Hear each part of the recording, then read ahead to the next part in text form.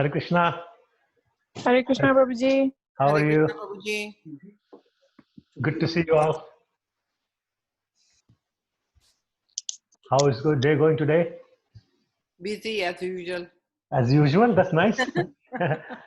Good to see you. Same over here, Prabhuji. Yeah. So today I have a very bad. Hi, Ridhima. Hare Krishna, Prabhuji. Hare What do you Krishna. have today? I have a very bad cold today. Oh. So I have a runny nose. So I'll be sniffling throughout the presentations. I apologize for that. It's okay. And I'll be drinking some hot tea also. So I can share with you, but you can see me drink and feel the urge. And when the program is finished, then you can have a cup of tea. How's that? Yeah, it's good. Okay, and good to see all you people. Hare Hare Krishna Rampriya Prabhu, how are you?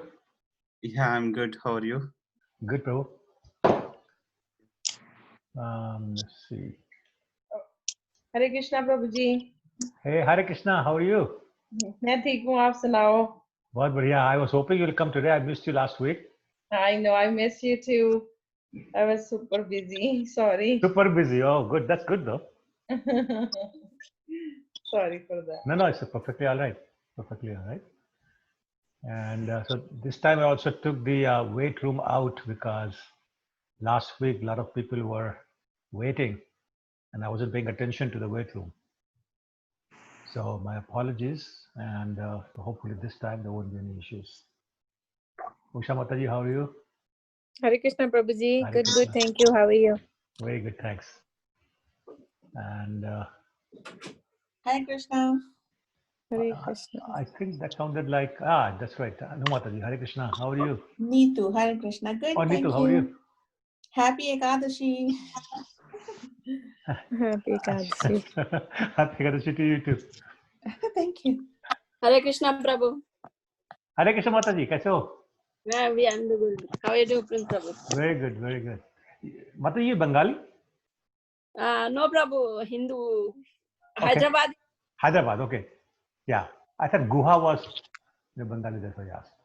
I am same place from Manu Prabhu. Oh, is that right? Okay. Yeah, Okay. actually my dad's brother. He's your dad's brother? Yeah, younger brother. Wow.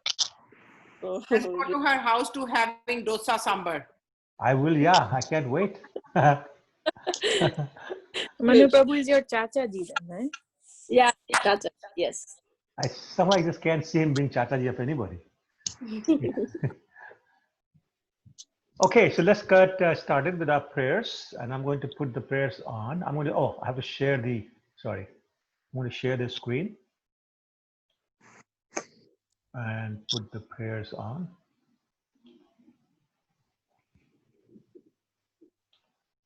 Okay, let's get started.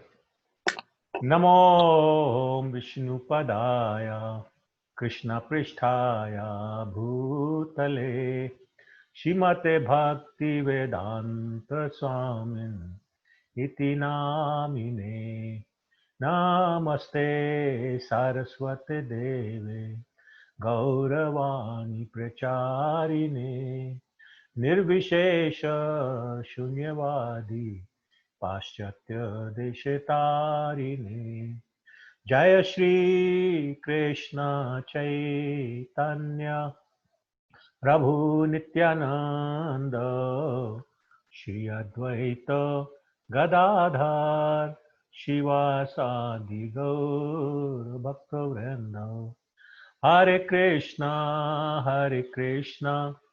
Krishna Krishna Hare Hare Hare Rama Rama Rama Hare Hare. Love our prayers, obeisances to the devotees. Vancha kalpatarubhyascha kripa sindhubhya evcha patitanam pavanebhyo vaishnavebhyo namo namah. Srila Prabhupada ki jai. Okay. Are there any questions from last week before before we start?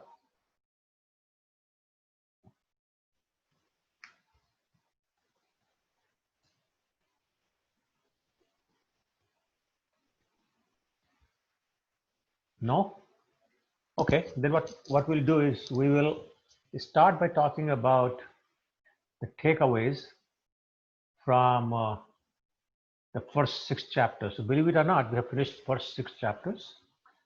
And essentially, Lord Krishna has used those 6 chapters to establish the foundation blocks for the whole philosophy of Bhagavad Gita. So there's some very important points that he has made. And do you want to talk about what your takeaway has been or have been of the last 7 sessions? Takeaway, basically, by that I mean things that really stuck with you, most important message that you heard. Anybody wants to volunteer?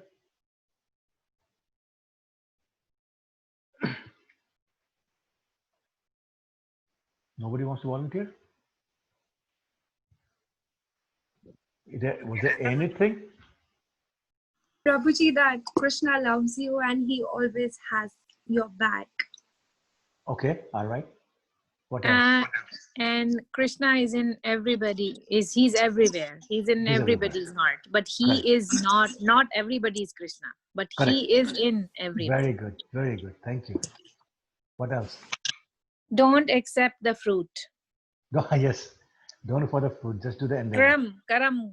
Keep doing your karmas. That's I right. am the Very good. judge. I will give you fruit when I want. Very good. Yes, absolutely. What else? That we're not this body, we're the soul. Ah, yes, absolutely. Soul. Yes. That we're Who said- parts and parcels. We're parts and parcels of Krishna. Oh, Melanie. Yes, yes. Very good. That nothing happens without him wanting it to.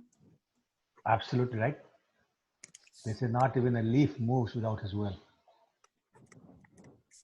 What else?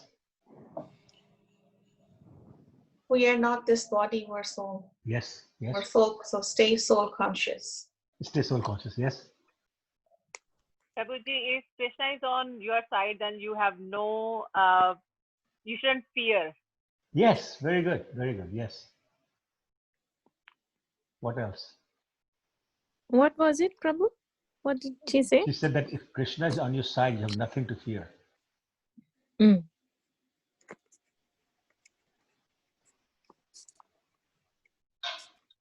Anybody else? Bhakti yoga is the ultimate.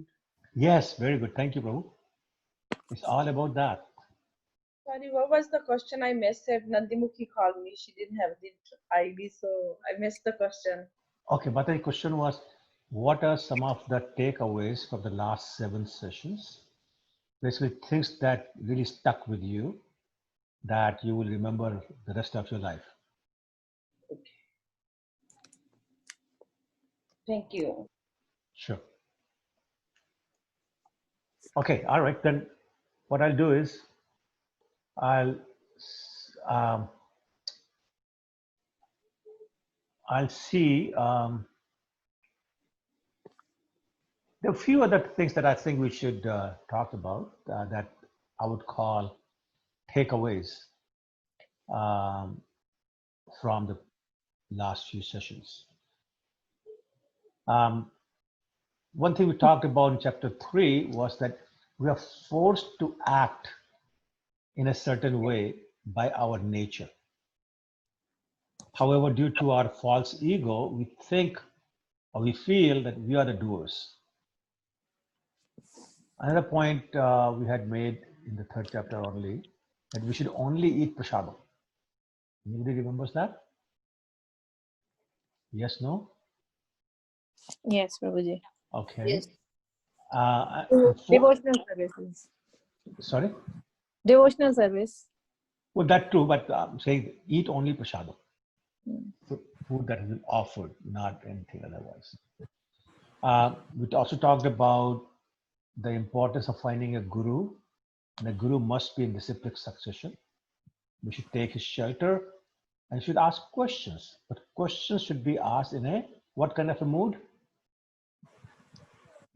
Anybody? Krishna is the Supreme Personality of Godhead. No, but what kind of a mood should we have when we ask a question from our guru? Submissive. Submissive, yes, absolutely right. Submissive. And what kind of questions should we ask? Should we ask about real estate and stock market? No. So what kind of questions? Huh? Ritual. Spiritual, absolutely right. Yes. We are in the 5th chapter. We talked about the fact that the wise people do not run after material pleasure. And the reason is that material pleasure is always temporary, and actually it becomes a source of our miseries. Remember that from the 5th chapter? Mm-hmm. In the 5th chapter, we also said Krishna is the supreme enjoyer. He's the supreme, fill in the blanks. Supreme enjoyer, supreme Controller. controller. Yes, very good. And our well-wishing, best, fill in the blanks. He's our best. He's our Well-wisher. well-wisher, best friend. Yes. Then we talked about, in the 6th chapter, we talked about our mind. It can be our friend or it can be our Enemy. enemy. Yes. And Krishna says it's difficult to control, but we can do it by practice and by renunciation. And then finally, we talked about whatever devotional service we perform becomes our permanent credit. And does it go with us to all the future lives or just stay here? It does go. It does go, yes. Goes with us. And then this point has already been made by Rampriya Prabhu. There are many types of yogas, but the best yoga is Bhakti yoga. Bhakti yoga. It's a culmination of all forms of yoga. And Krishna says it's the easiest and most direct path to him. Okay, so those are some of the points I wanted to make from previous weeks. Because, by the way, what I would like to do is ask you to, in every class, at least make 1 or 2 points. So that those will be the points you say, I never want to forget these 2 points or 3 points, whatever. 1, 2, 3, whatever you want. Not 100 points, not 10 or 15 points, just 1, 2, or 3 points. You say, I forget everything else.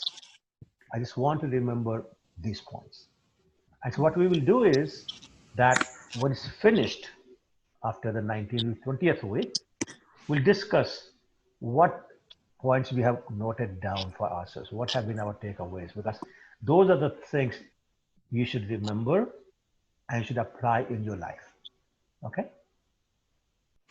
Any questions or comments? All right. So let's start with chapter 7. So far what he has done is establish the superiority of Bhakti Yoga. Now in the 7th chapter onwards, he'll provide some details about Bhakti Yoga itself and about himself. And he starts the chapter 7 by telling Arjun that one can know him only by practicing Bhakti Yoga. With his mind fixed on what? Him. Right? And second thing is, and this starts in the very first verse, he says, Arjun, listen, listen to what I'm saying to you. And he actually says, listen to me. So what is he doing? He's saying the Shravanam, the hearing, is very important. And it's the first of the 9 processes of devotional service, if you remember. Shravanam, Kirtanam, Vishnu Smaranam. So hearing is the first thing. And we also know from our own life that a child, when born, his training, his learning starts from hearing. And that is why a child, who's born deaf, he's also mute. He cannot speak because he doesn't know. He doesn't know any sounds.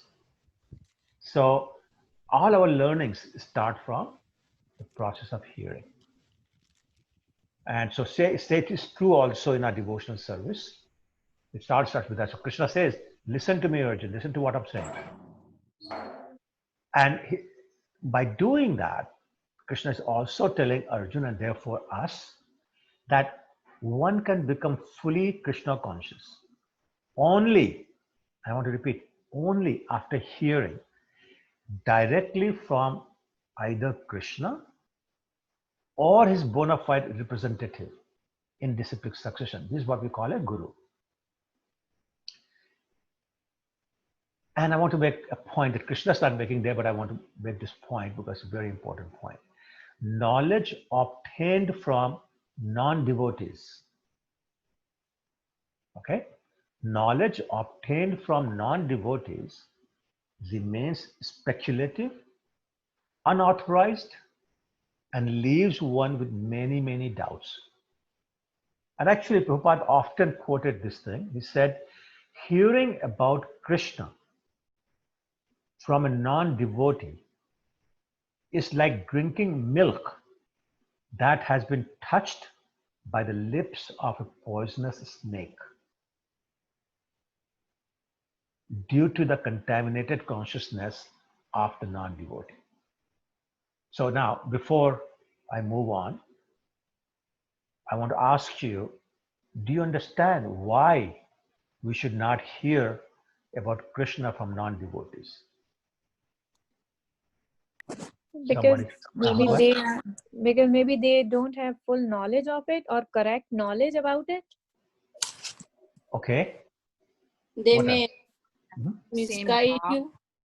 Can you please put your videos on, because I just have Yeah, difficulty hearing.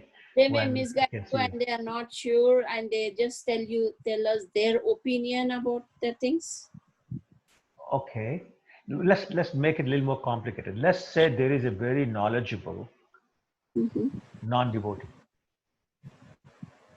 or at least he knows more than we do, but non-devotee.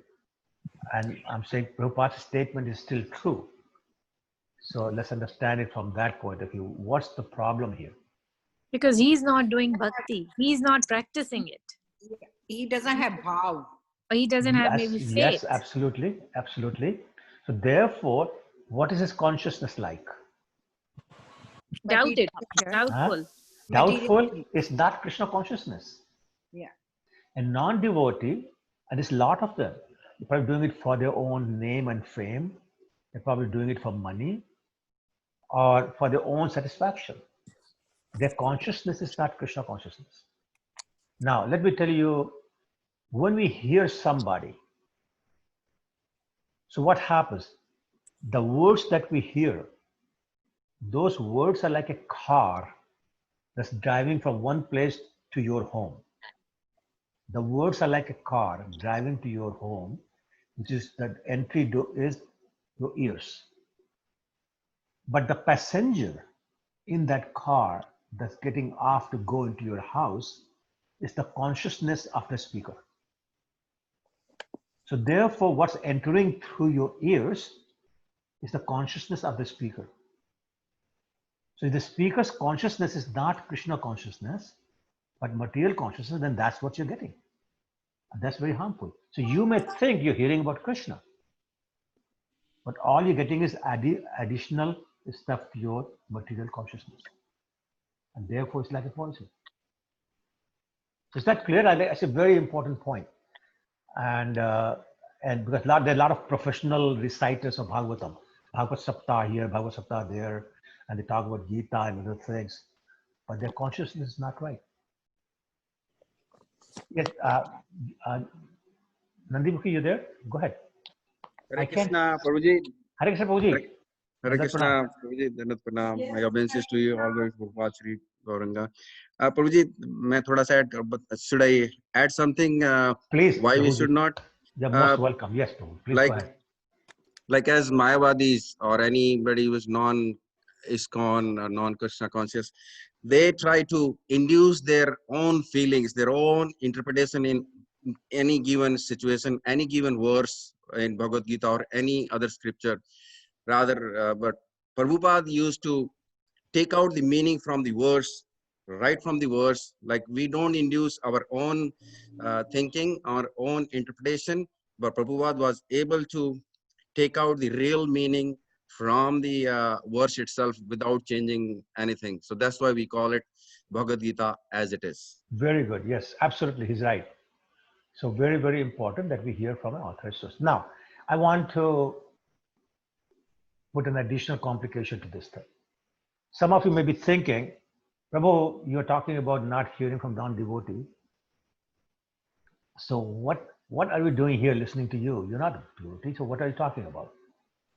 And so you're half right that I'm not a devotee, but as long as I repeat the words of a pure devotee like Srila Prabhupada, what's coming to you is the consciousness of Prabhupada. And therefore it's pure consciousness and you're doing okay. The day I start saying things from my own interpretation, from my own concoction, not consistent with what Prabhupada has said, you should stop coming to this class because I'll be contaminating your consciousness. So that's the other important point. Okay? Any comments? Prabhuji, I have a question. Go ahead. Hare Krishna. Hare Krishna. So we see a lot of TV shows, I guess, like Ramayana, Mahabharata, and all that. Mhm. So where, like, and we don't know how, like, the source was, because even like the old one and the new one, there was like huge difference in a lot of different facts and a lot of different details. And some of it, like my mother was able to highlight. So how do we kind of know what we are hearing and if it is correct or not? Because it sounds very correct because the character itself is Krishna.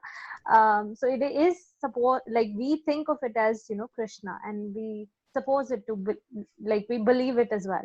So where does that lie? Yeah, so that's a very good question.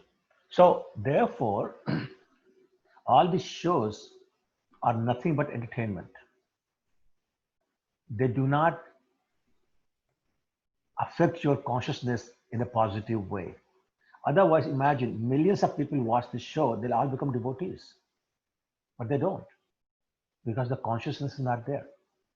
Now, having said that, there are a lot of versions of, of Ramayana. So if you talk about just that particular one. So sometimes people take from this version of Ramayana or that version of Ramayana. And so what you see is different. But that's not even the point. The point we're talking about here is our own consciousness, because that's what we worry about. Not worried about anything else. And that is not positively affected. So you want to watch those shows for entertainment, or for those who will never read the scripture. For them, it's nice to know. Maybe they'll become inclined to become Krishna conscious and hopefully get some devotee association. But otherwise, it's the same issue of consciousness. Okay? Okay, let's keep going then. So the one thing was hearing from an authentic source if you want to understand Krishna. But there's one other ingredient that's necessary to understand Krishna, and that is faith in the scriptures. So hearing from the authentic source and faith, so with faith basically, is required to understand Krishna. So both faith in the scriptures and opportunity to hear from authentic source are necessary. Now, unfortunately, not many people today have faith in the scriptures or in Krishna. People today prefer to depend on what you would call direct evidence, which is usually obtained by your sensory perception, like your eyes, ears, nose, tongue, etc. And they want to believe only what can be proven scientifically. What they don't understand is that our senses are imperfect. So for example, in terms of imperfection, we cannot see in the dark.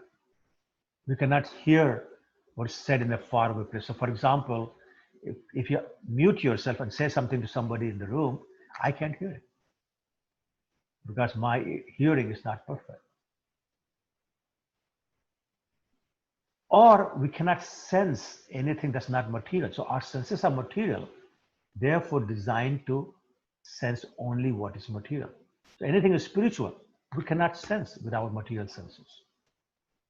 And the scientific proofs are not always valid because scientific conclusions often change. Scientific opinions often change. And I'll give one prime example. These days, the masks have been made mandatory in Ontario. But if you remember in March, people were saying, do not wear a mask because they do more harm than good. Now they're on the other side of the spectrum saying, no, no, you must wear a mask, otherwise we won't let you go inside a building. So again, a change in opinion. And many other things about COVID has been evolving because people don't know. So if you simply depend upon science, you'd be wrong. Chances are you could be wrong.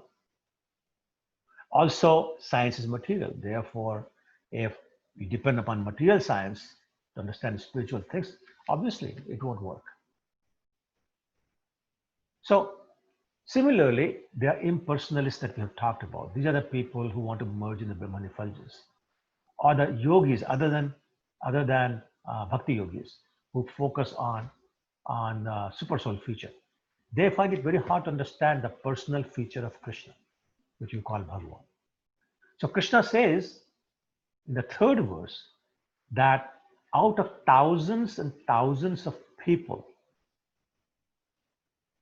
including those who obtain some kind of mystic perfection, hardly anybody knows him. So basically he's saying, hey, it's very difficult to find a devotee in this world. Devotee being the person who understands Krishna.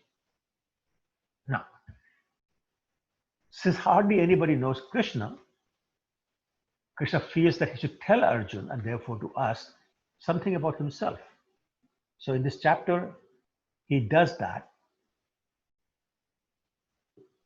by giving, and then he feels that he should also talk about his energies. Energies of Krishna and Krishna are non-different. So in this chapter, he's giving a very nice description of two of his energies. One is material energy and the other is marginal energy. There's another name for material energies. Anybody knows what the name of other material energies or material energy is? Another name? Very common name. Non-spiritual. Sorry? Non-spiritual. No. Another very common name. Huh? Maya. Maya, exactly. So we all know the word Maya. So that is his external energy. And marginal energy, do you know what we mean by marginal energy? Which is between the superior and the inferior energy. Right, but what's the more common name for the marginal Eternal energy? potency. No. No? It is like the Tathastha in Hindi. Sorry? Marjana, which can be on this side and this side, between the two. No. Okay, but you're telling me the meaning of it. I'm saying, what's the other very common name for marginal energy? Also, can you please, all of you, can you please turn these videos on, please? I'm just seeing blank screen here. Tathastha. Sorry? No, Mata, you're still giving me the translation. There's a name for it that we all know. Spiritual energy? No. It's spiritual energy. Okay, let me help you. It's called Jiva or living entity. Us, we are all marginal energy. Okay. What you said? We are marginal energy. The Jiva, the soul. Jiva. Okay. The soul, the living entity. That's marginal energy. And then after that, everything that you said is true. It's called marginal because you can jump this way or that way.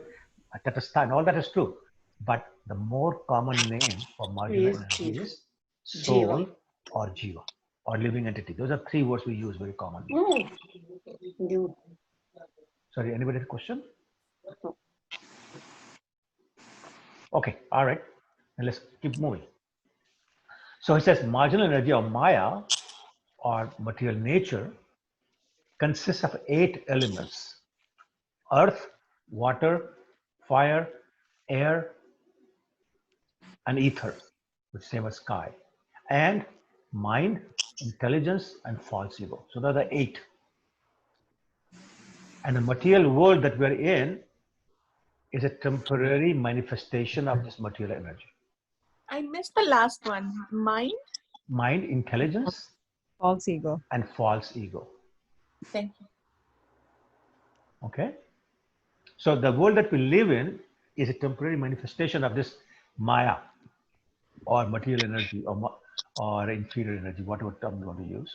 Okay. And the second thing he says, sorry, go ahead. Prabhuji, so I'm confused. So material energy is consist of 8 elements, right? Correct. Correct. Yeah, not the marginal. Marginal is the soul. No, yeah. What is soul? Material energy or Maya or material nature consists of 8 elements. Okay. And then he says, and this Maya is our material energy, is separated energy of me. So separated basically means that Maya or material energy can never touch Krishna. It's separated in that sense. So there's never any contact between Krishna and Maya. He's beyond or above Maya or material nature. We, as I was saying, we the living entities, the jivas of the soul, are his marginal potency or marginal energy. And in that sense, we are superior to his inferior material energy. So we are actually superior to Maya, believe it or not. And we are spiritual. Okay? And I'm sorry, go ahead. Sorry to interrupt. No, go So ahead. inferior energy is the material energy? They both Correct. are same? Correct. Material energy, yes. Okay, thank you. So the marginal energy is actually superior to material energy, which is Maya. Correct. Correct. And we'll talk about that in a minute. Okay? Can I ask you a question? Of course. Of course. So these 5 elements that we spoke about, I thought they are part of Krishna, like, earth, air, and all that. Aren't these demigods, like we say, Pavan Devta, and, so are these, like, when we hear Pavan Putra or Surya Dev and all, these are all demigods. Yes. And so as like, earth. So are these not part of Krishna? You're saying? So everything is part of Krishna. There's nothing anywhere that is not part of Krishna. It cannot exist. Nothing can exist outside of Krishna. So that's one thing. Second thing is we talk about the elements. We talk about the person, the demigod of different elements. So don't confuse the two. Okay? So there is Mother Earth, Goddess Earth. We're not talking about that. We're talking about the earth, the element. Okay. Okay? Oh, so okay, they're 2 separate things. Okay. By the way, nice ceiling, Nitu. All I see is your ceiling. I don't see you. It's my iPad. It was like literally. Sorry. That's better. Thank you. Thank you. Okay.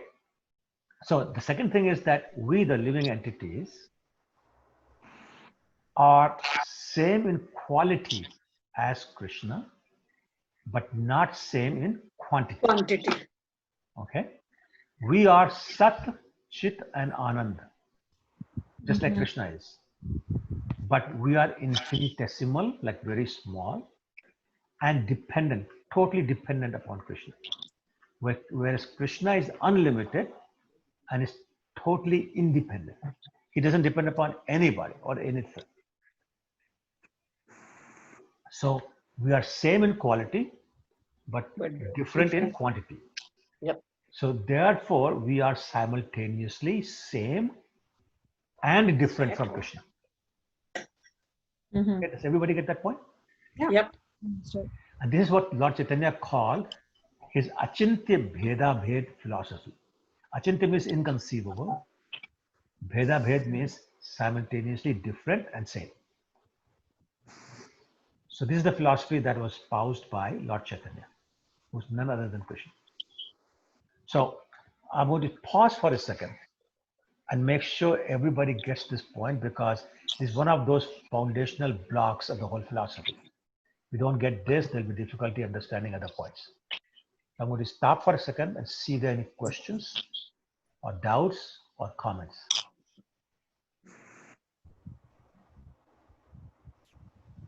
Okay, all right. I have a, I thought of asking like more details, like same with quality, but not with quantity, right? Would it be possible to give more details in that? Well, so does anybody know what is the size of the soul? Size of the soul is very, very, very minute. Tip of the I don't know. It's just like a point. No, the no, one Not Krishna size talks of about Here, 1 by 10, 10,000 of the corner of the ear of the mat. yes. Tip, So if, tip of the mat. Yep. so basically, the way to understand is if you take the Very, very small. thickness of your hair and divide into 100 parts, and you take one of those parts, divide again into 100 parts. Yes. That's the size of the soul. Yep. So that's really, really small. What's the size of Krishna? Infinite. Infinite, right? Yeah. So therefore, there's no comparison to size. The best example I can think of is if you go to an ocean, you take one small spoon full of ocean water, right? Now the size is huge difference, correct? The Non-comparable. quality of water in the spoon is Same, exactly yeah. the same as the quality of the water in the ocean. Yep. Ramprabhu, would you agree? Yes. So that's the thing. So that's an analogy to understand. Okay? All right. I just have like I guess a similar question. Go ahead. Yeah, go ahead. What kind of qualities are we talking about here? Like which are Three. similar, like Three all the qualities. human. No, three Okay. qualities. Sat, Chit, soul like Krishna is eternal. Soul like Krishna is consciousness, chit, always conscious. And Anand, full of bliss, just like Krishna is. The amount of consciousness, the amount of bliss is different, but it's there. So again, going back to the example of spoon and the ocean. In quantity it's different, but quality is the same. Yep. Okay? Nikhil, does that make sense? Yep. Yes. Okay, Thank you. Sure. I have a question. Yeah, go ahead.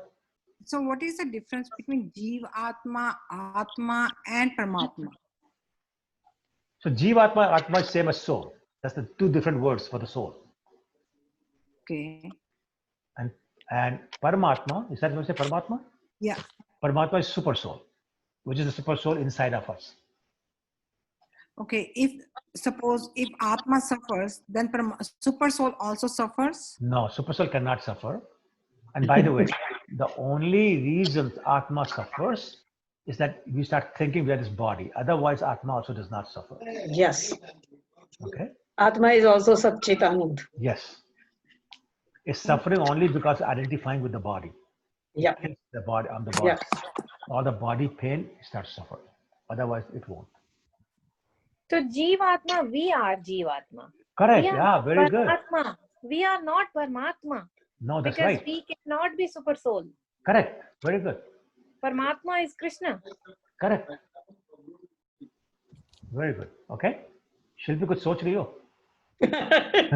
You look so pensive, so deep thought. No, I am. It's clear? Okay, all right. Okay. Okay. So then verse 7.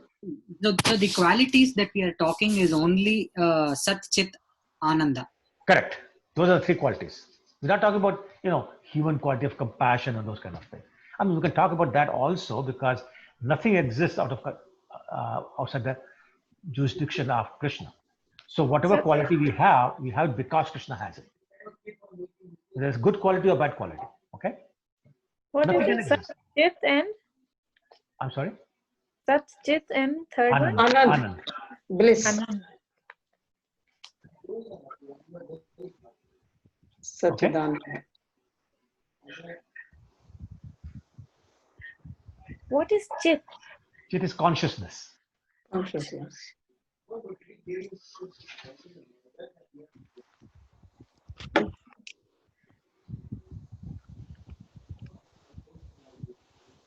Okay. Okay. One question is going around how actually it's not related to this. In the beginning, you said about we should not. We should not take the information from the non-devotees, right? Right. So I think someone asked like how to find it, How to like find whether what? they're devotee or not. We, Right. Actually, as a normal human being, they will be saying something good. We feel that is good one, but there might be a bad things also. So how to differentiate those things? Yeah, so that's a very good question. It's very difficult to do. And that's why we say look for disciplic succession, sampradaya. So if the person is coming from a bona fide disciplic succession, then you're reasonably safe. And believe it or not, very quickly you will know from their other words, from their actions, from their belief systems, you will know. You may not know the first time, but you will know. Okay, and we have many examples of these days. People who are very famous Bhagavatam speakers, now they're in jail, right? So you will know. Okay. Thank you. All right. I have a Sorry, quick question I'm on sorry. that. Go ahead. Are all of the gurus that are appointed by the GBC now, were they all Prabhupada's disciples? No, there's some are disciples of disciples. So, for example, His Holiness Kadam Karna Swami, His Holiness Bhakti Bhed Bhagavat Maharaj, they are all disciples of disciples. There are not many of them, but there are few. There's another one, my godbrother is a Maharaj also now. Two of my godbrothers actually. Like even Gaur Gopal also. But he's not an initiating guru. Oh. Let's just talk about initiating gurus, not just good speakers. Okay? Thank you. Sure. Okay, let's move to verse 7. Krishna says in this verse that there is no truth superior to him. He is the absolute truth. Nobody is equal to him. Nobody is greater than him. Any way, any aspect. And everything rests upon him just like pearls strung on a thread. In other words, he's supporting everything that exists anywhere in the material or the spiritual world. Okay? So once again, now he's starting to talk about himself saying, look, I am the Supreme Personality of Godhead. And this is why, if you remember in my email asking you to, if you wanted to join, my first condition was that you must already believe that Supreme Personality of Godhead, because as soon as you hear this, you start questioning, you don't believe this or that, then it's a wrong direction that we're going. Okay?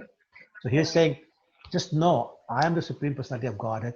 There is nothing superior to me. There's no one equal to me. There's no one greater than me. Okay?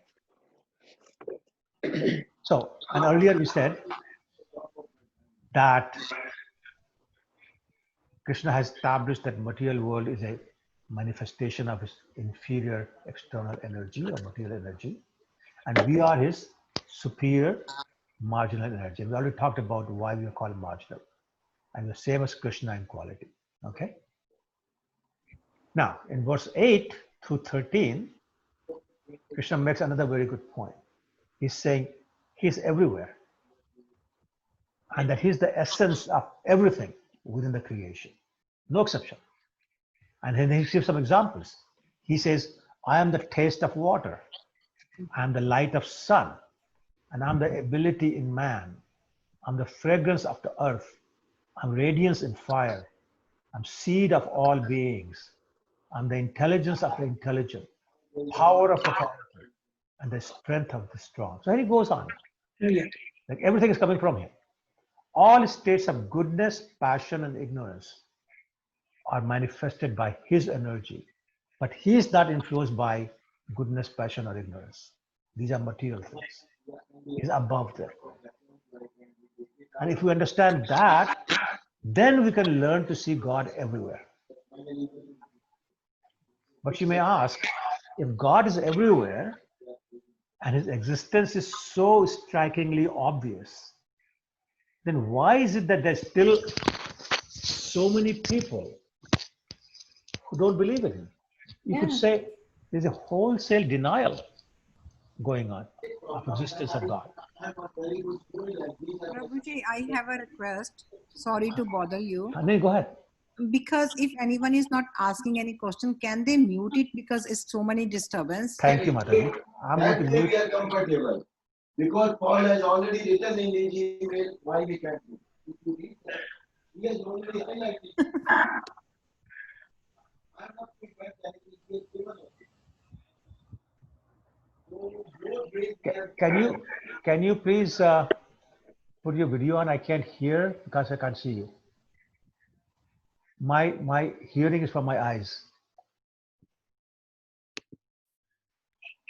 No, actually they are. Who's speaking? PRE. Oh, Premji, yes. Premji, अपने को दिखाइए, please. We can't hear you. I think he was talking to someone. Now he mute. Oh, okay. All right. Sorry. Yeah, I think he was on the phone. Yes. Ah, okay. All right. Okay. So yeah, that's muted all. So hopefully it'll be fine. Thank you, Mataji. Okay. So where were we? We're talking about why do so many people not believe in him when he's there everywhere. So Krishna answers that by saying, excuse me. Sorry. Krishna is saying that although us, the living entities or souls, we belong to superior marginal energy, we are overcome by the inferior material energy or Maya due to the large size of material energy, which basically covers the superior power of much smaller living entity. And we have not covered, we're actually smothered by Maya because of its size. And therefore, we're not able to overcome Maya or the material energy. And thus, we being the soul, become contaminated. Not the soul itself, but the consciousness becomes contaminated. And this contamination is what causes the illusion that we are this body, that we are the enjoyer, that we are the controller. And in that illusion, we forget about Krishna. And in that forgetfulness of Krishna, we fail to appreciate the wonders of the world. And we start taking it all for granted without seeing the power behind all of it. So once again, I'm going to stop and ask if that's clear, because again, another very important concept. Is it clear that Krishna is everywhere? And is it clear why so many of us don't see Krishna anywhere, despite the fact that he's everywhere? Because the material energy is bigger than the marginal. So we are overcome by, illusioned by the material energy. Correct. That is where we don't have a faith. Correct. You also have very nice sailing, Mataji. Oh, sorry. It's okay. Go ahead. Yes, but your point was correct. What you said was correct. Sure. Thanks. Yeah. Anybody else? But then, like we also, like you also said, we are superior to Maya. Correct. But like those two are conflicting, right? Like, well, that's right. And that's why it's surprising that even though we're superior, but because of sheer size, we are overcome. And we'll talk in a minute why we cannot win over it. So because I'm sure you're thinking that. So we'll talk about that in a second. Okay. But right now, I'm just making one point that it's the size that just smothers it, literally smothers it. Okay? Thank you. Yes. Prabhuji, so we've, in like even previous classes, we've defined like the size of the soul. But if like, is there anywhere in the scriptures defined what the size of Maya is? Well, no, Maya is energy. So Maya doesn't have dimension as such. But because it's the energy of the infinite, it is infinite. Okay. Thank you. Sure. Okay. I have a question. Okay, go ahead. In this verse 14, he talked about that another reason for our conditioned soul, though we are a part of superior energy, but because of this all contamination, we do act as a marginal energy sometimes. So he talked about something related to gunas. Yeah, so I haven't done that yet. I haven't gotten to it yet. That's my next point. Perfect. And that's what I was telling Nandkumar Prabhu also, that's what I'm going to cover now. Okay, no problem. Okay. But thank you for being my straight person. So now I can cover that. So basically what's happening here is Krishna is saying that even though material nature is inferior energy compared to the living entity, the superior marginal energy, but material energy is being conducted by Krishna's will, and therefore living entity cannot overcome it. The living entity cannot win against Krishna.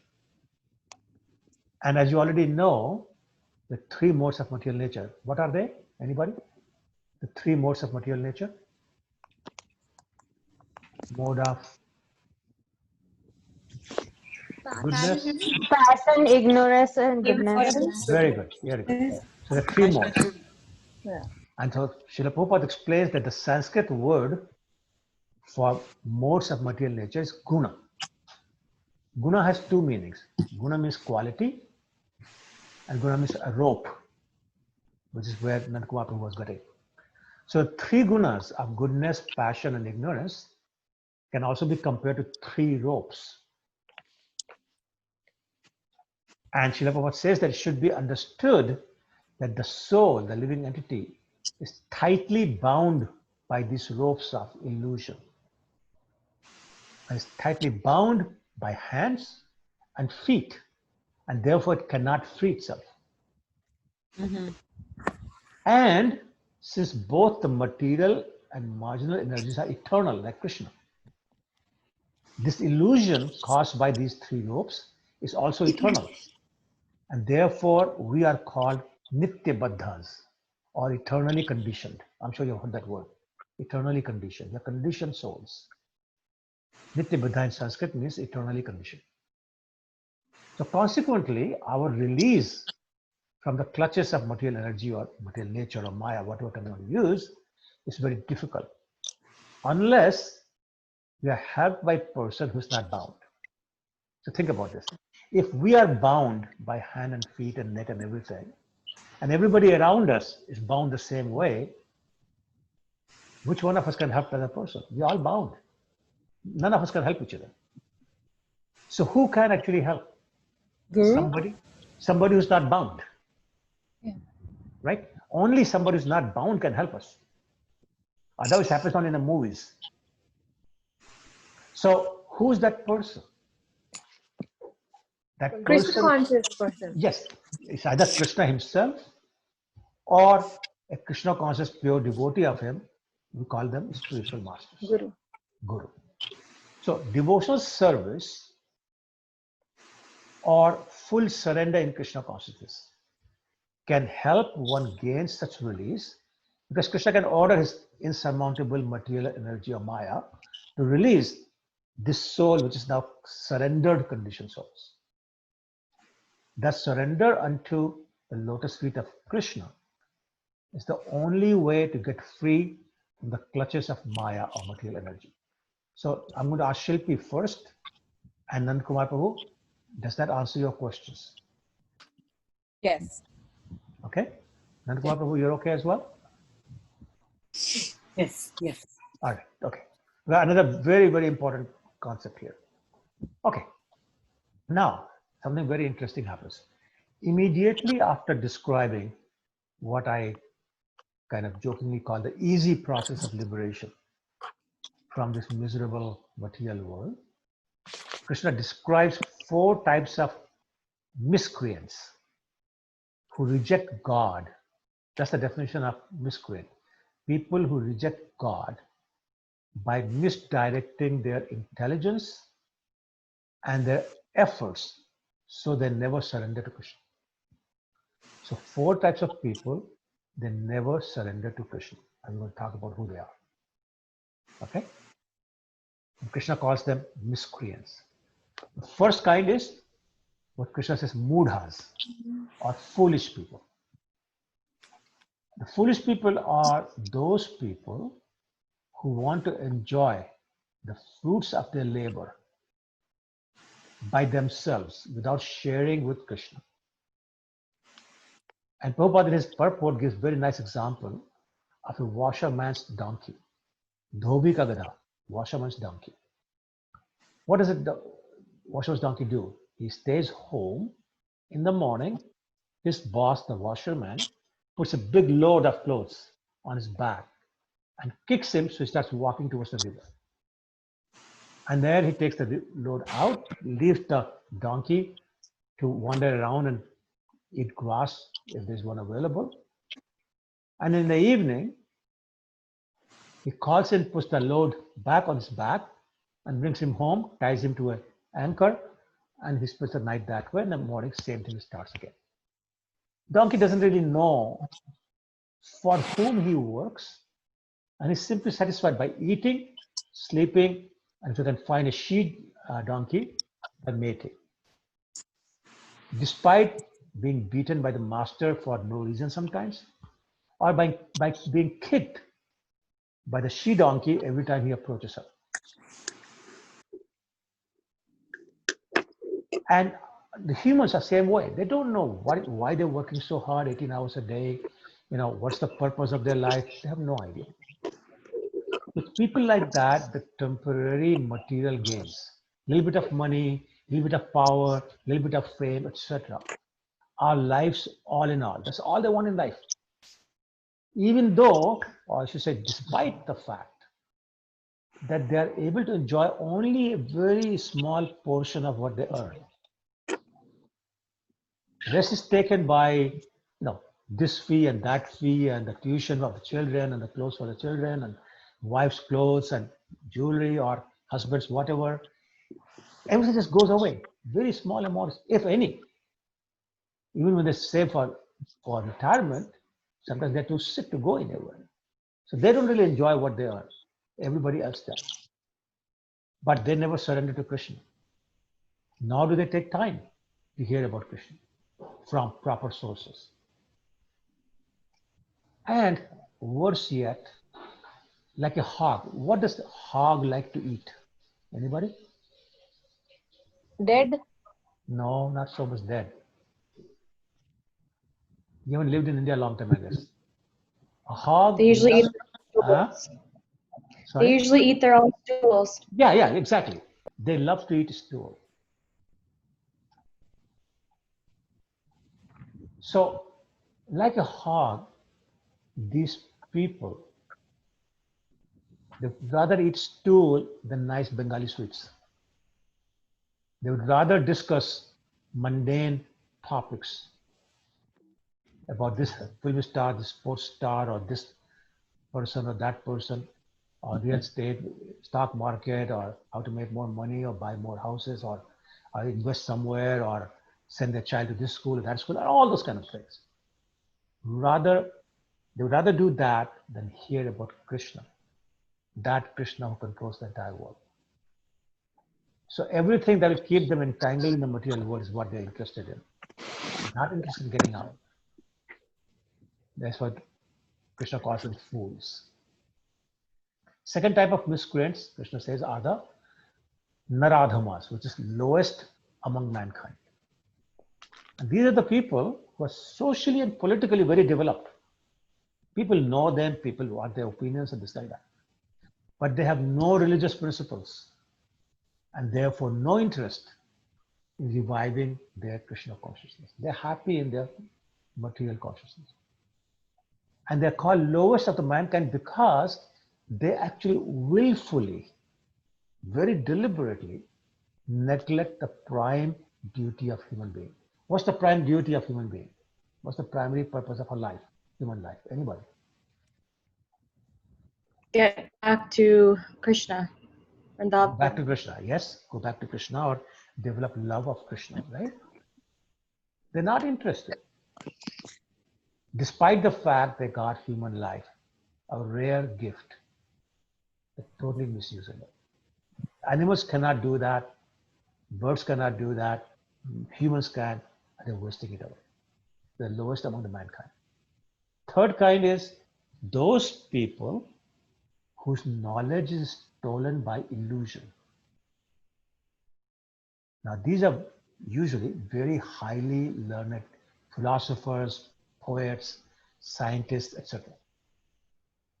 But they consider Krishna to be merely another human being with some special powers. Oh yeah, he has some special powers. He's a historical personality. Or it's not even personality, it's a mythology. It didn't really exist. That's the kind of thing you hear from them.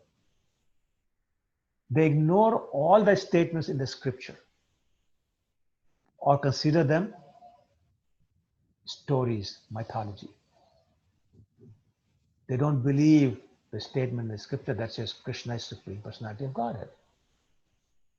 And unfortunately, sometimes these same people will produce commentaries on books like Bhagavad Gita or Srimad Bhagavatam or other scriptures, but without recognizing Krishna as the Supreme Personality of Godhead.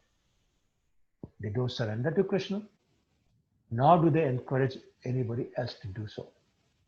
Exactly the opposite, if anything. And they produce these convoluted concoctions to suit their own purpose. And what is their purpose? Gain some name, gain some fame, some opulence, but in the process they mislead the general public and pave the path to hell for them and others. So, Prabhuji, aren't they atheist? Because they don't recognize. Atheist is coming. Atheist is coming. So fourth type is Prabhuji, what were these ones that you just described? They are people whose knowledge is stolen by illusion. In Sanskrit, it's called Maya Aparhet Jnana. If you look at verse number 15, you'll see these four terms. Yeah. Okay. So fourth kind is those who are demoniac in nature. These people are openly atheistic. Others may be in their heart, but not necessarily. They can still go to the temple and fold their hands and do their pranams and all those kind of things. But in their heart, they don't believe it's God. It's just somebody special, somebody who can grant them something. But these people who are demoniac in nature, they're openly atheistic. They believe that God can never descend to earth. But they believe that without having a reason. They can never explain why they believe that, but that's what they believe. And some people, they make Krishna, the person, the Supreme Personality of Godhead, subordinate to his own impersonal feature. So they say, oh no, God is impersonal, and he takes a material form when he comes to earth. Or they will manufacture their own unauthorized incarnations. Oh, this is incarnation, that's incarnation, with no validity. Or sometimes they say, I am incarnation of God. So I have a question for you before you ask me a question. How do you know, or how does one know who is an authorized incarnation? How do you tell an authorized incarnation versus unauthorized incarnation?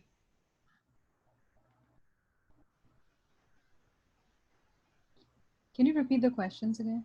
How do you know who is an authorized incarnation of Krishna, who is not authorized or unauthorized, they're made up? A lot of people have been in the street who have said, I'm God, but they're not. A lot of people have come and said, no, I am God, and they are. So how do you tell who's here, who's not here? I can try. I'm not sure if it's going to be right. Sure, try. I guess they should be someone who are trying to connect you to like Krishna, not just Krishna or just the super soul or whatever, and not just sense satisfaction or material desire satisfaction. So I guess that would be one indicator. Yeah, it could be, but it's not foolproof. Are these people who are like Brahmnifaljas that we talked about? Sorry? Would it those people who believe not the human form of Krishna? No. So basically the answer is, if the scriptures describe somebody as an incarnation of Krishna, then it's authorized. If not, it's not authorized. Simple as that. So all incarnations, all valid, authentic, authorized incarnations are mentioned in the scriptures. If somebody's not mentioned, sorry, buddy, you're not God. You're not in the scriptures, therefore you're not God. Simple as that. I have a question when it Yes. comes to scriptures. Yes. Scriptures means how can we define? Okay, this as a scripture. This as a material to be trusted one, correct. And or this has come from the ancient times. Correct. How to, because if 100 years back, if someone has written on few of the philosophical things, okay, in our generation we will think, okay, that may be the correct scripture. But at that point of time, they might be thinking, okay, that may not be the correct scripture. Somewhere like 500 years back, we need to refer. Sure. So you are absolutely right. You just take your logic and keep going. So therefore, finally, you would say only the things that have existed eternally are authorized scriptures. Because 5,000 years ago we said 10,000, 10,000 years ago we said 20,000. So you have to go back. So eternally, there's no beginning of it, right? And there's only one person who has no beginning. Who's that? There's only one person who has no beginning. Krishna. So therefore, only what comes from Krishna is authorized. Do you agree with that? Okay. Yeah. So only Krishna's words are scripture. Now, so what happened was, and this is described in the history, that Krishna transmitted the knowledge to Lord Brahma, who gave it to Narad Muni, who gave it to Vedvyas. Vedvyas is the one who wrote all the 18 Puranas and the 4 Vedas. And those are our original scriptures. Vedvyas is God, Krishna himself, what they call is literary incarnation of Krishna. Okay? So then there are scriptures which are in support or the explanation of these scriptures. So for example, we in ISKCON read books like Nectar of Instruction, Nectar of Devotion. They are there to support and explain the Puranas and the Vedas. Similarly, what's I thinking about? There are what we call our acharyas. They have written some bhajans in support of an explanation of the scriptures. And we accept them also because they're consistent with what's being said in the scriptures, they're only making it easier for us to understand. So that's our definition of scriptures. So now we've got scriptures, and we've got authorized incarnations. Anything outside, we don't want to have anything to do with that. We call them, whatever you want to call them. Okay? Thank you. Okay, all right. Okay, so just going back. So those are 4 people who never surrender to Krishna. They're called miscreants by Krishna. Now, immediately after in verse 16, Krishna describes the 4 types of people who do accept God. Pious. Sorry? Pious. Pious people. Yeah, he uses the term sukratina as opposed to dushkratina who are miscreants. Yep. And the sukritinas are pious people because they adhere to the regulative principles of the scriptures. And they're more or less devoted to God. They may not understand him well, they may not be pure devotees, but they have some degree of belief, some degree of faith in God. So Krishna says there are 4 types of people. One is called in Sanskrit arth, which means distressed. Then big trouble, they're frustrated with their problems and all those kind of things. And they're just looking for some relief from the distressful situation, and they come to God. Next is artharthi, those who are desirous of money. Then you have jagyasu, or inquisitive. Inquisitive are people who are just frustrated in their life for not necessarily one reason, not necessarily just money or sickness, just in general. They see the futility of material world. So sometimes when they get devotee association, they say, you know what, I want to learn about God. And so that's the third kinds. And then this fourth kind, which is jnanis, these are the people who are searching for knowledge about a knowledge of absolute truth. Now, these people are usually dry philosophers who have tried to explore all sorts of fields of knowledge, but they have become frustrated because they cannot come to one final conclusion. So they say, okay, now we want to learn about God. And that happens again when they get some degree of devotee association. But then they transcend the knowledge of impersonal and Paramatma feature simply from having performed some devotional service. And Krishna says that of all the four types, Jnani is the best. I should also say that these four types of devotees, they're not pure devotees because they have some degree of wish they want to fulfill. Yeah, they're looking for relief from distress, they're looking for money, they're looking for knowledge. But in the association of pure devotees, these four types of people can become pure devotees. Yep. Right? And all of us fall in one of these four categories. Now we're trying to become pure devotees in association of other devotees. Okay? Repeat what number 2 was. Did you say it was desire for money? Correct. Desirous of money. Okay? Artharthi, yes. In the verse, the word is used artharthi. Artharthi. It's verse 16. Yeah. Okay? Okay. So in conclusion, in verse 19, Krishna says, it's a rare soul in this world who's able to approach Krishna free of ulterior motives. Ulterior motives being the material desires. With full surrender and desire, this is the important thing, desire for a selfless relationship of love. And considering Krishna to be the cause of all causes and ultimate goal of life. So let me repeat this. It's a rare person who approaches Krishna without any material desires. Simply wants to surrender and simply wants to love Krishna. And he considers Krishna to be the supreme in terms of he's the cause of all causes. He's not, nothing is the cause of him, but he's the cause of all causes. And he's the ultimate goal of my life. Krishna I have a question, Prabhuji. Yes, go ahead. Who are those people who are still suffering in different multiple ways, mental health and poor and financial, everything, but still they don't believe. Still they don't believe in Krishna. Yes. So that's what I was saying earlier. They could be in any of these four categories that we talked about. They could be just foolish. They could be lowest of the mankind.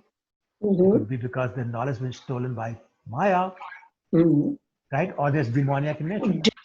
They're all suffering in different ways, different degrees, but they don't want to surrender. They keep coming back to this material world. They suffer, they try their best, they die trying harder to become happy, but they won't surrender to Krishna. I personally know people like that. Oh, I know too. Yeah. Okay. And I want them to come, but they don't want to. All we can do is try. And sometimes we have to give up because if they start blaspheming Krishna when we try to get them attracted to them, walk away. Okay? All right. Now, I want you to go back to chapter 3, where Krishna introduced the concept of demigods. And he talked about an arrangement between human beings and the demigods. So who remembers what that arrangement was between the demigods and humans? Anybody? Yes. You go ahead.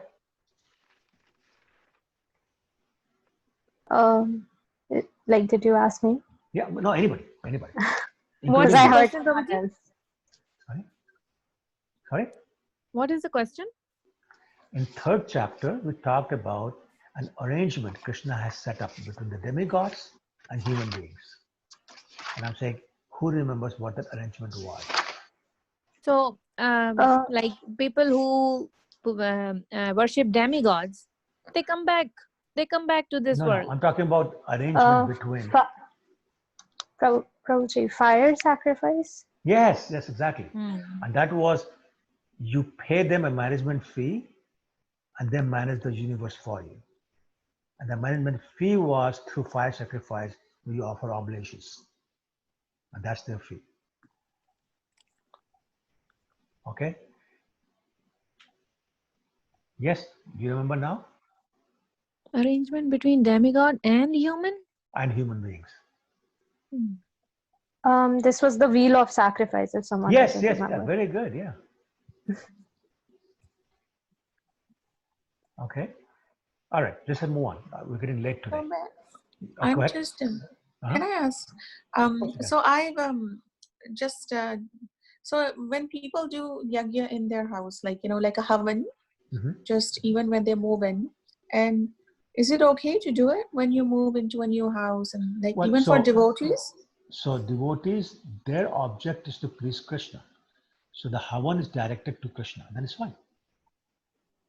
Okay. Okay. Thanks. Sure. Okay. So in the verses 20 through 30, Krishna establishes monotheism. What does monotheism mean? Anybody? The word monotheism. That there's only one God. There's only one God, exactly. So he establishes that there's only one God. But there are many sub-gods or demigods. And he says demigods simply powerful entities in charge of universal affairs who are in no way, shape or form equal to God. They're simply servants of God. Yep. And by the way, any one of us could become a demigod. So they're just normal living entities who perform lots of pious activities, but not devotional activities. So he clears up all these dangerous misconceptions of all gods being the same. Because that has a potential to impede the spirit of pure devotion. He says only those people whose intelligence has been stolen by their material desires surrender unto the demigod for immediate fulfillment of their material desires. So he's saying when people just want material desire to be fulfilled, they want done immediately, they go to demigods. And these people follow particular rules and regulations of worship according to their own natures of goodness and passion. Yep. They're motivated by their small desires, small material desires, and they have no idea how to reach the supreme goal.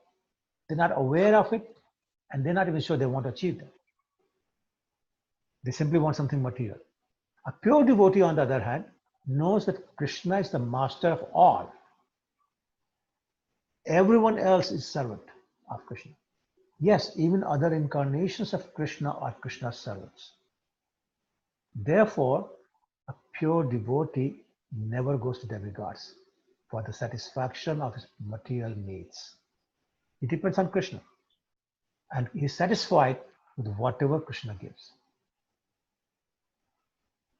Okay? So those people who want material things only have no understanding of Krishna as Supreme Personality of Godhead, master of everybody. They go to demigods for the satisfaction of their desire. Now, Krishna says another very interesting thing. Krishna says, I am the super soul in the heart of everybody, including the demigods. So as super soul is aware of everyone's desire. Yep. And as super soul, he inspires people. So the Lord as super soul inspires a person to go to a particular demigod to obtain a specific benediction. because there are different demigods for different items. So, for example, Prabhupada explains in the purport that, let me think, if somebody wants power, they worship sun god. If somebody wants a beautiful wife, they worship goddess Uma or Parvati. And so on. He gives many examples. I don't have it in front of me now. So anyway, the point is people go to a specific demigod for a specific need. So Krishna is inspiring them to do that. But also,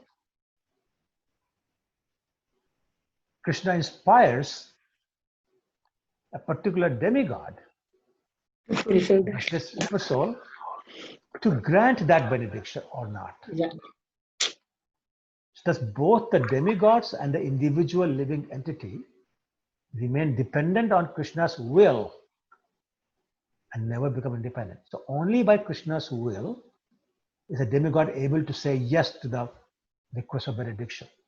And only by the will of the God, of Krishna, a person is able to go or inspired to go to a particular demigod for asking for that material things.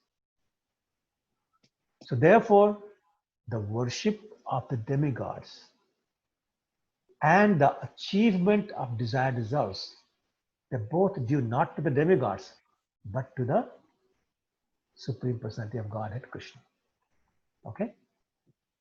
Now, you should also, I'm sure I already understood this, but you should also note that the worship of the demigods is material, whereas devotional service to Krishna is completely spiritual.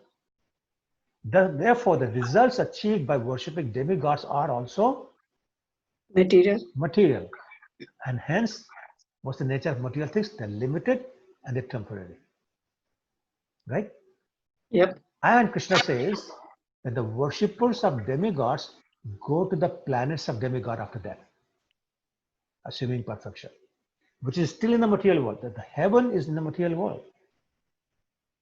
And hence they're subject to the miseries of birth, old age, disease, and death.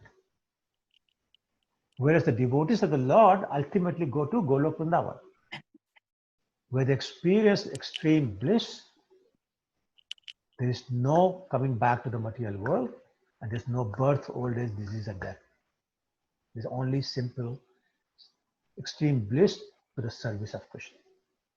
Therefore, the demigod worshippers are called less intelligent by Krishna. They're less intelligent. In verse 24, Krishna talks about another type of unintelligent people. These are the people who think that the original form of Krishna is impersonal and that he assumes a form, a material form, when he appears on earth. And Krishna says in verse 25 that, he does not manifest himself to the foolish and the unintelligent. He covers himself by his internal potency of Brahmajyoti. They can't see him. And you probably know the story of Krishna when he came to negotiate with the Kauravas. And he was saying, just give them 5 villages. And Duryodhana said no. And he wanted to arrest him. So Krishna showed his universal form. Yep. So Bhishma Pitama, Vidura, and a couple of other people saw Krishna, universal form. But all that Duryodhana and his associates saw was light. Because the Brahmajyoti light was hiding Krishna's form. So he's saying, similarly, everybody else is foolish and unintelligent, cannot see me. Only my devotees can see me. Because I'm covered by my internal potency. Yep. In verse 26, Krishna says, that I know the past, I know the present, and I know the future, and I know all living entities, but nobody knows me. Me. So now he's simply proving his eternity, because only the person who is eternal will talk about past and future. And he's talking about knowledge. So the Sat feature, which is eternal, the Chit feature, which is the knowledge of his transcendental form. And he's refuting the claim by the impersonalist that he assumes a material body when it comes to the material world. Because as you know, anybody with a material body cannot remember previous birth. Anybody among you remembers who you were in the past life? Right? No. You can't. Or can you tell what will happen 3 years from now? Like a year from now, who could have forecasted COVID? So nobody knows the future, but Krishna does. In the 4th chapter, you may recall, Krishna says that he instructed sun god millions of years ago. And 5,000 years ago, he's telling Arjuna that I did that. How would that be possible if he had a material body, subject to birth and death? But he has transcendental body, therefore he remembers everything, even things that happened billions of years ago. Similarly, Krishna knows every living entity because he's situated in every living entity's heart as Super Soul.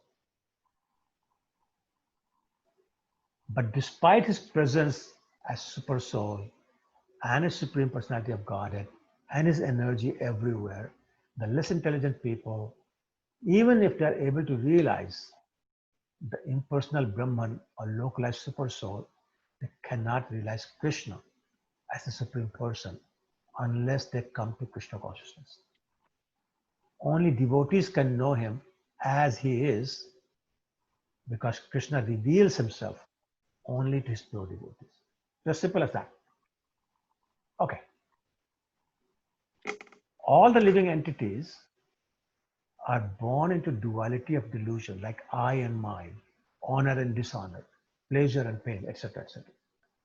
Wanting to be independent of Krishna and desiring to assume the position of power, the enjoyer, the controller, etc., they actually become controlled by the illusory energy of Krishna, and therefore they cannot understand him. Only the persons who have acted piously in previous lives and in this life, and whose sinful reactions are completely eradicated, they are freed from the dualities of delusion. And only they can engage in devotional service with determination. It's called nishtha. They're determined to perform devotional service no matter what. Their faith is very strong because of these things. The intelligent persons, on the other hand, they surrender to Krishna in devotional service, and it must just become liberated simply from the surrender. They attain a spiritual body, which is free from birth, old age, and disease, and death, and they get an opportunity to associate directly with Krishna in his abode, which is known as Goloka Vrindavan. Okay, any questions before I summarize the whole chapter in 4 sentences, 3 sentences, something like that? Any questions?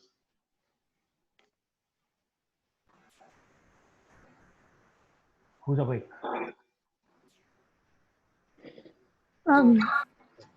Yeah, you. Uh-huh. Go ahead. Oh, okay. So, I guess my question was, I was reading text 21, and it said something along the lines that, like Krishna was saying that, I help in making these, the devotees who put their faith in demigods, Yes. like I make them devoted to the demigods. Correct. Like, how does that happen? Like, yeah, so this is what I was saying before, that as Super Soul, he knows what the desire is. As therefore, if the desire is material, he says, oh, fine, you can go to the demigod. If the desire is spiritual, he says, no, come to me. So that's basically it. He said, because he's a Super Soul, he knows. And if they continue to have only material desires, then he makes their faith stronger by inspiring the demigod to grant a request. Then because we stop, I worship sun god, therefore I got a son. Now they want to worship him more. Their faith becomes stronger. Krishna said, that's what I do. But remember, Krishna doesn't want everybody to come to him right away. It makes it very difficult, right? Only very special souls come to him. So actually, you can all congratulate yourself that you have come to Krishna, pure or not, right? Yeah, thanks. It's very rare. So this is thousands upon thousands of thousands. One has some perfection, mystic powers. There are thousands and thousands of those, hardly one becomes a devotee. So it's very rare. Okay. So, Prabhuji, so demigods are like the staircase to go to God, to No, go to no, Krishna. no, they're not. Let me finish. Okay. When Krishna made them their secretaries, like these demigods are his secretaries, and Krishna himself made them to go to us, to go to him through them. So wise people go directly to Krishna, and as you said that unwise people, they go through the demigods. My question is, isn't it a conflictual that when Krishna himself made those, and you said that no, Krishna cannot take everyone directly, that's why we go through the demigods. No, Mataji, And that's what at I'm the saying. same time we are saying that we shouldn't go to demigods. I'm not agreeing with you, Mataji. You made a premise, assumption that's not correct. You do not go to Krishna through the demigods. No. You don't do that. People who go to demigods are simply trying to satisfy their material desires. Those who want Krishna, they go to a devotee. Demigods are not pure devotees. They're devotees, but they're selfish devotees. They know when to go to Krishna when they're in trouble. And they became demigods because they were not devotees. They were pious people who kept doing activities in a mode of goodness. And eventually they became promoted to the position of a demigod. Krishna actually condemns them. And in the 9th chapter, we'll talk even more about that.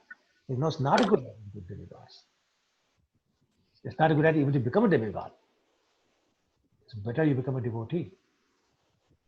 Right? Do you understand that point?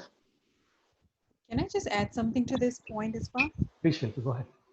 So, this is a very beautiful verse, number 20, where he said that Ikale Ishvara Krishna Are Sabur Bhartya. So that means he's the controller, basically. So anyone who wants to reach, to pray, hey Krishna, or to reach to him directly, they don't have to go to the demigods. They can whatever they want, and they're fully content with what Krishna gives to them. So they don't go to the certain demigod that I want this, or I want to have a beautiful wife, so let me pray this demigod. They're like, whatever Krishna gives me, I'm okay with that. Right. Very good. Very good. I also wanted to add something. I guess I think Mataji is seeing it as a ladder, and it is like a wheel where, when we studied about the wheel of sacrifice, that's where I think we first introduced this concept that how, human life sacrifices, then they pass along to demigods, and then they, get forwarded to Krishna. So I guess it's not a ladder, and it's more like a cycle. So also in that, at the top of the wheel, there were two paths. Krishna. You could go to demigods or you could go to Krishna. It's not Krishna through the demigods. Krishna actually says in the 9th chapter, those who are worshipping demigods, they're actually worshipping me, but in a way that's not prescribed. It's invalid. So he's condemning it completely. Right? Only those who have material desires, they go to demigods. But actually, I mean, really, if we think about it, it's not really our choice. Because if I see myself, I joined ISKCON in 2011. I came for the first time. But before this, I never visited even a temple. Like, I wasn't a temple person.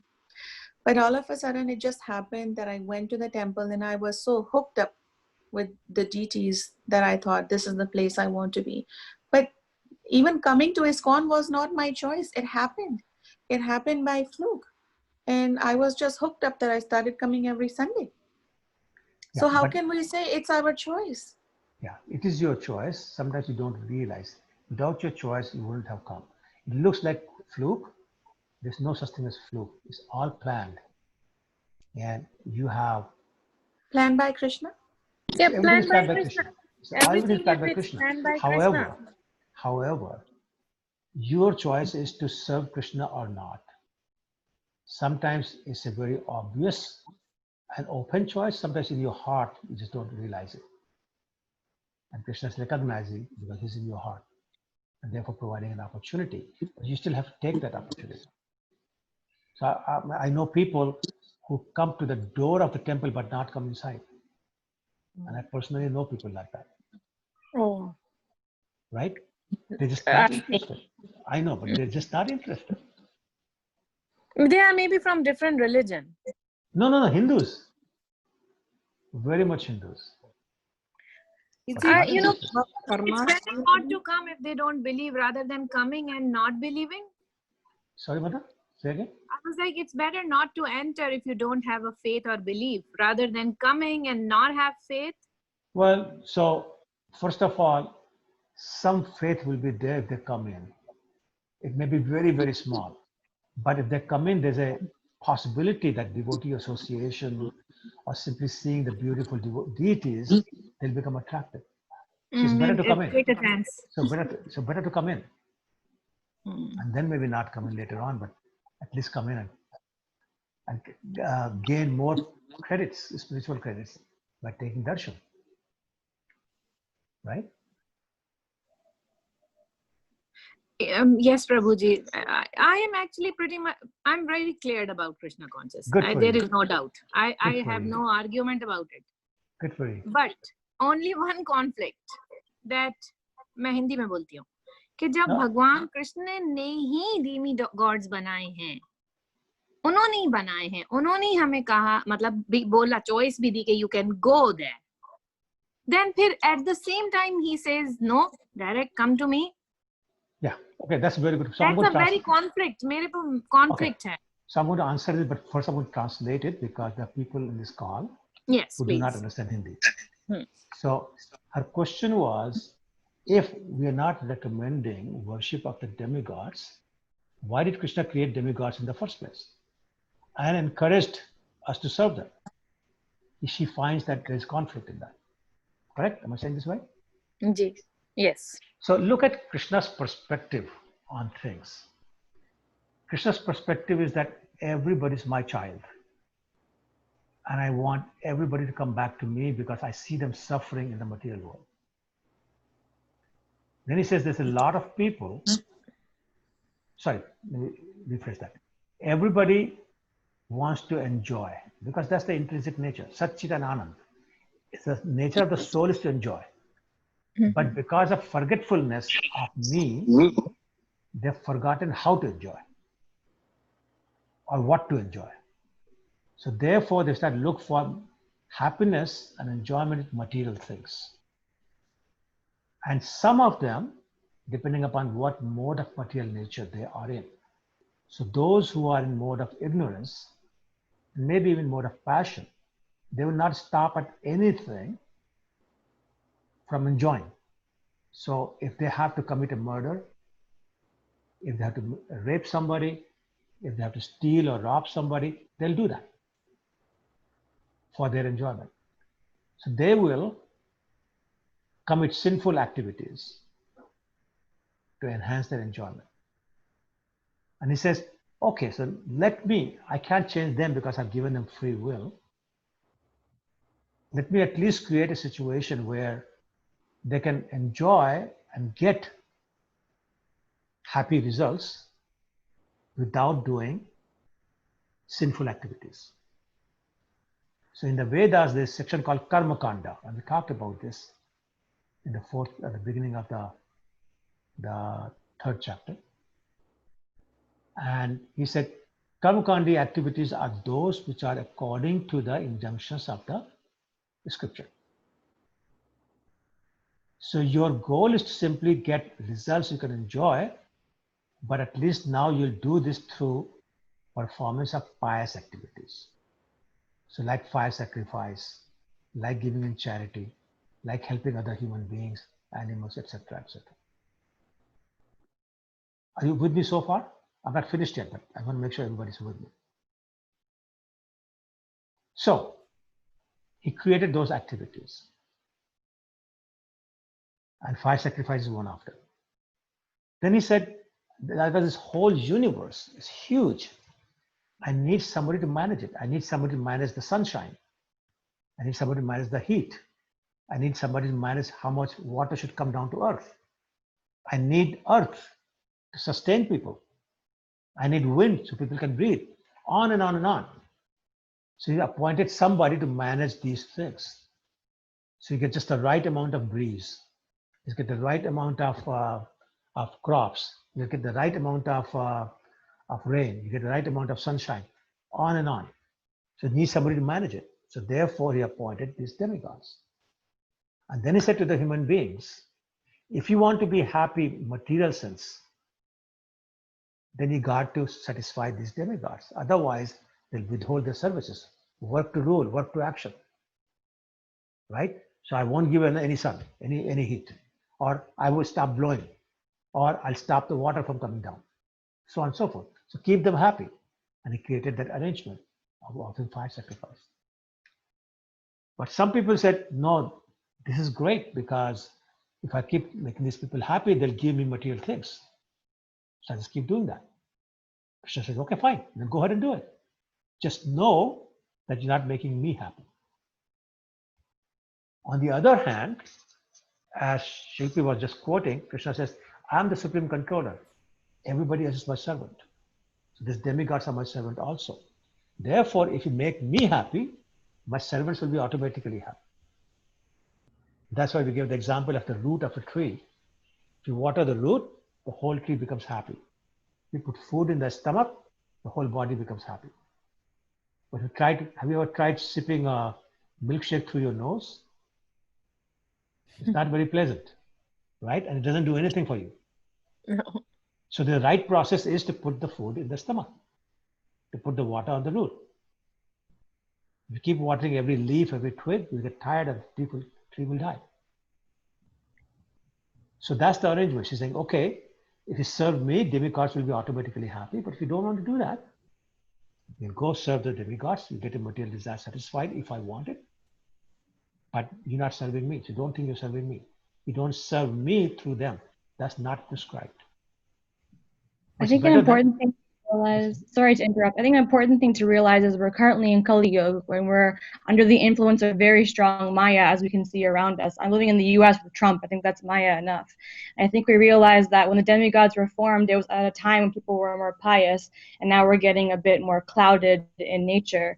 So I think the most important thing is to read the authentic scripts like we're talking about right now. And just remember that these demigods are there to help support us, to bring us to Krishna, but they aren't Krishna. Correct. Thank you very much. By the way, who's speaking? It's Yashoda Prabhu. Is there any way I haven't seen you in many years. Okay, you wouldn't mind putting your video on, would you? I'm currently sitting in the dark. Okay, all right, that's fine. No worries. Okay, thank you. Yeah, but you're correct. So Mataji, Usha Mataji, does that answer your question? Yes, Prabhuji. One more question maybe. So initially, if you are worshipping the demigods and then you become Krishna conscious, so you right away stop worshipping the demigods, or will you get cursed or, some bad luck or something? No. Krishna is the supreme controller. He's the supreme master. He's the master of the demigods. When you start serving Krishna, demigods become more happy than they were when you were serving them. So no worries. Serve Krishna, whoever you are serving will be more happy with you than he was before or she was before. So no worries about that at all. Thank you, Prabhuji. Sure. Any other questions, comments? Yeah, like I have a follow-up question on this topic. So you also said like Krishna is the one who is like controlling demigods also to fulfill our desires. He's inspiring them to do or not do, yes. So which means he can also decide for us not to go to demigods. Yeah, absolutely. Okay. And inspire to come to him or his devotees. Okay. So like either way can happen. Like, I mean, it's totally up to you. That's the point. You have the free will. Do you want to serve Krishna or do you want to serve a demigod or somebody else? That's your free will, believe it or not. Yeah, that's right. But even if I go to demigod, and let's say if I see that like my desires are not fulfilling, then I might, okay, so I don't know, like then I might go back to Krishna. Well, that's what happens though. A lot of people go back and forth because they're not steady yet. Their faith is not firm yet. They're not getting enough devotee association. They're not reading enough scriptures. Yeah, so this is where again the confusion. So faith is not enough. Faith is the beginning point. That's all. That's all it is. Faith gets you in. But from there, you have to work on this. Okay, no. Faith to get into or faith to get out of demigods and go to Krishna. Well, same thing. Going to Krishna means you'll get out of demigods. So first you have maybe faith in demigods. Now you have faith in Krishna. You have faith in Krishna, go to Krishna, you start serving him, you get out of serving demigods. No, actually, so let's say if I don't, I'm just taking I as an example. If I don't have enough faith to go to Krishna and I go to demigod, okay, and by Krishna's will, demigod will not fulfill my desires. Okay. So now I realize that, okay, demigod is not good enough and I have to go to Krishna. Okay. So now what is happening is, it is again Krishna's will, right? In between. Krishna's will is always there. But my point is, the step of actually going to Krishna, you have to make that. Okay. That's your free will. You want to serve Krishna or somebody else. But the inspiration and all that comes from Krishna. But he's saying, if you have no faith, he will not inspire you to go to him. He'll inspire you to go to demigods. Okay. And he can inspire us to not to go to demigods by he can do anything he wants. Yeah, by not letting demigods to fulfill our needs also. Exactly. Okay. Exactly. Okay. Under all situations, he's the controller. Okay. Okay. Thank you. Sure, you're welcome. Anybody else? Yeah, go ahead, Shilpi. Page 364. Okay, tell me the verse number. It's 30. 730? Text 30, yes. Okay, yeah, go ahead. He, on the last page number 364, it talked about some related to faith. This determined faith is called Dridvrata. So is it like, what does this mean? Yeah. So what Prabhu was talking about was soft faith. So what happens is that when you have soft faith, that's enough to make you curious and maybe a little bit of a desire to find out more about Krishna. So you might go to a temple, and if Krishna thinks that there's a possibility here, he provides you with devotee association. In that devotee association, you start doing devotional service, chanting, serving, remembering, all those kind of things. As you do that, your attachment for material things, what's known as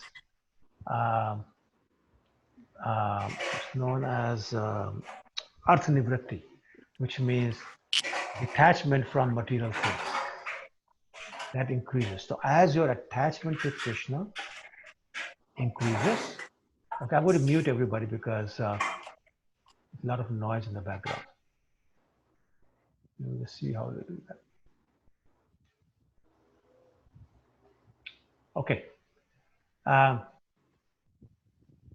So as your attachment to Krishna grows, your detachment from material things also grows.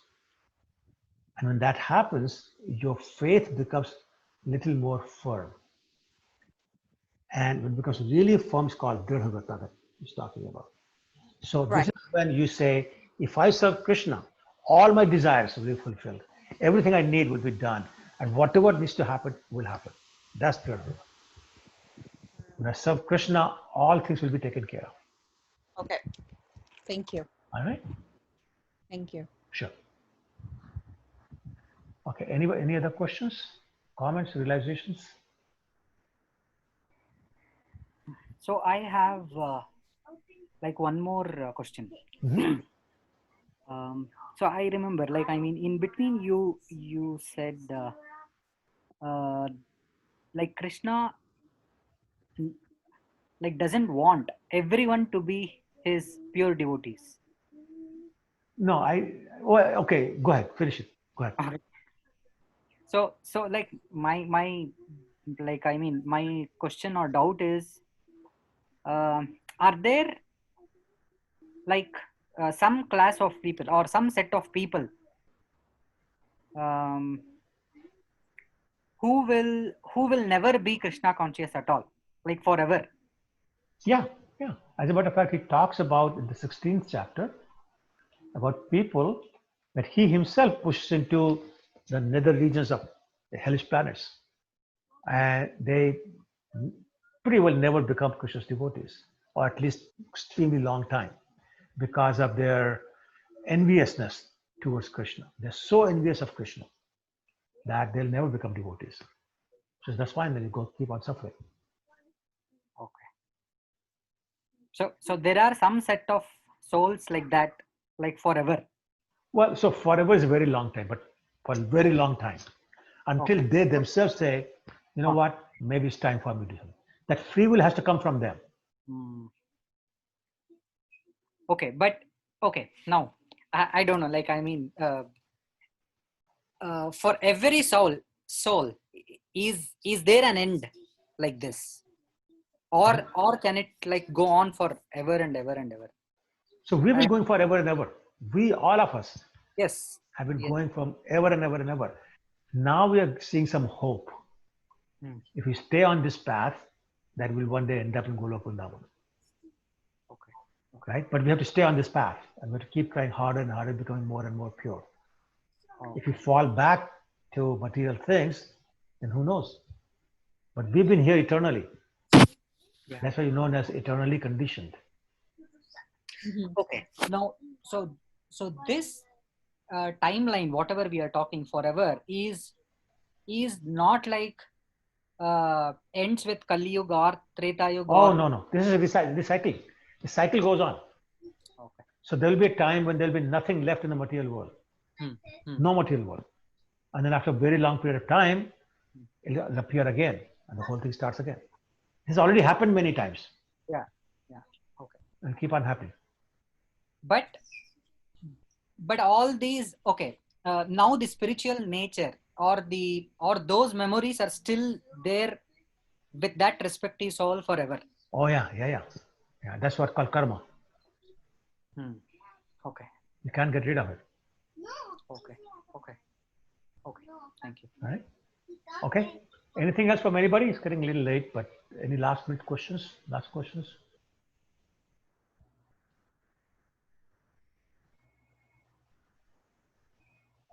I think whatever now the discussion happened, all those like entering in like worshipping demigod or worshipping Krishna, or to and fro, like for some time again coming to Krishna and some time again going to demigod. So all this depends on the karma what we are doing, right? No. Okay. No, we don't serve Krishna because of karma. We serve demigods because of karma. Remember, I was saying demigod worship is material. Krishna worship is spiritual. Karma has got nothing to do with the spiritual. Okay, two different platforms. So go to the sorry. Go ahead. Finish your question. Yeah, in continuation of that, so that means again when it comes to the bhakti yoga, which is ultimate, so that's where Krishna, we will start worshipping. I mean, we will be devotee of Krishna. Correct. Thank you. Okay, Twinkle, go ahead. Yeah, I just had a comment while reading text 3. So they were talking about perfection, and I was trying to relate this to probably the previous concepts that we learned, and one of those was that we are in this material world because of the feeling of envy towards you know, Yes. Krishna, or Yes. being That's like why we are here. yeah, having that feeling. So I guess that the perfection then that humans tend to chase, that is also a part of that envy, isn't that Can correct? be. It can be, absolutely. It can be. Yeah. Yeah, that was something I just realized, I Yes, guess. very good. Very good, though. Very good. Yeah. Okay. All right. Thank you very much. Hare Krishna, everybody. Vancha kalpatarubhyascha kripasindhubhyevcha patitanam pavanebhyo vaishnavibhyo namo namah. It's good to see you all, and see you Thank next week. you. Hare Krishna. Hare Krishna. Hare Krishna. Hare Krishna, beta. Hare Krishna.